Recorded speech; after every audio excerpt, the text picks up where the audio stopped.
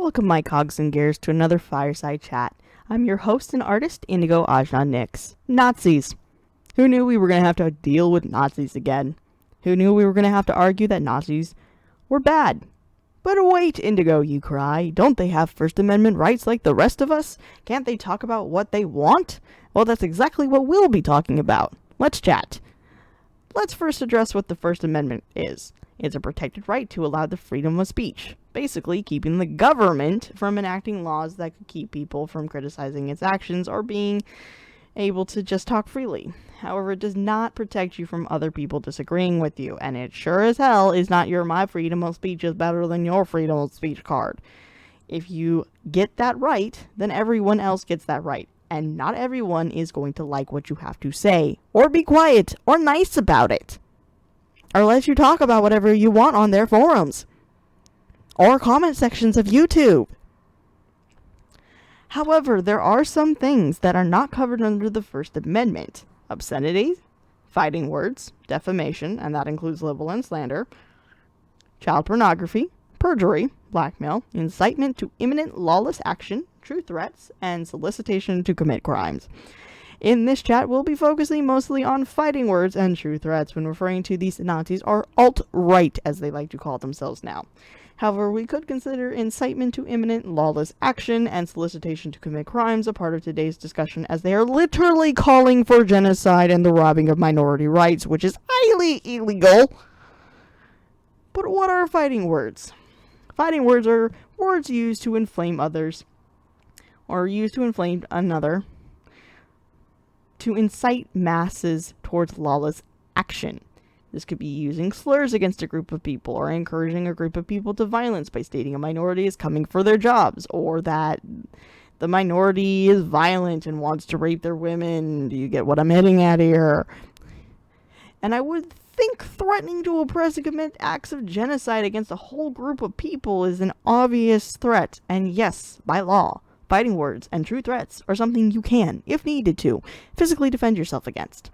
If someone is threatening to kill you, your family, your friends, it is hard not to blame you for wanting to take a swing, or actually taking a swing. So, how can we blame people for doing so when someone is calmly sitting there and explaining how they want to murder family members and friends en masse, or you? If you haven't guessed by now, yes, I support Antifa. Remember, it is short for anti-fascist. It baffles me that people are trying to defend neo-Nazis when we had an entire war on why that's not okay. It makes me believe that we as Americans never had a problem with fascism, just German fascism, and just because the Germans joined the Japanese who attacked us in World War II.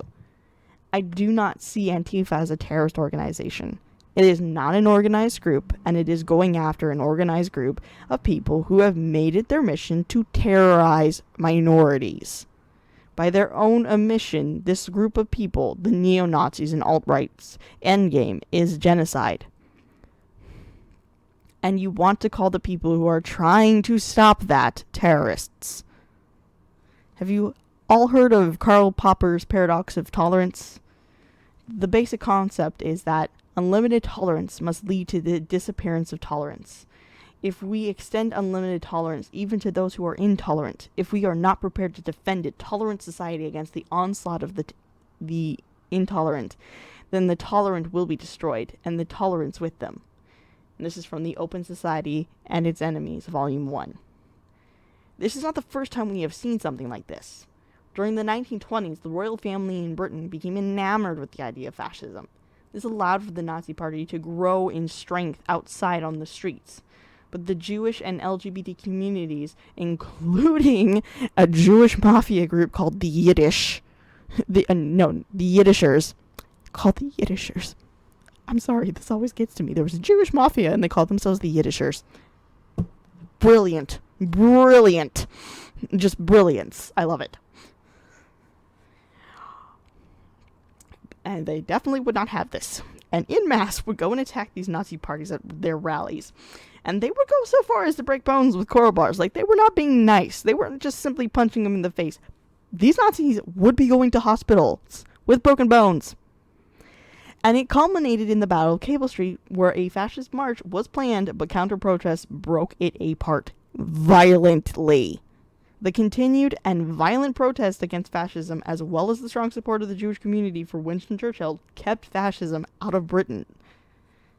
And helped when Hitler began to take over Europe. As the Germans now say, if there's a Nazi at a table and 10 other people sitting there talking to him, you got a table with 11 Nazis. Well, the chat has come to an end, my cogs and gears. I see you next time at another fireside chat. Be sure to support the channel on our Patreon and check us out on our other social media platforms.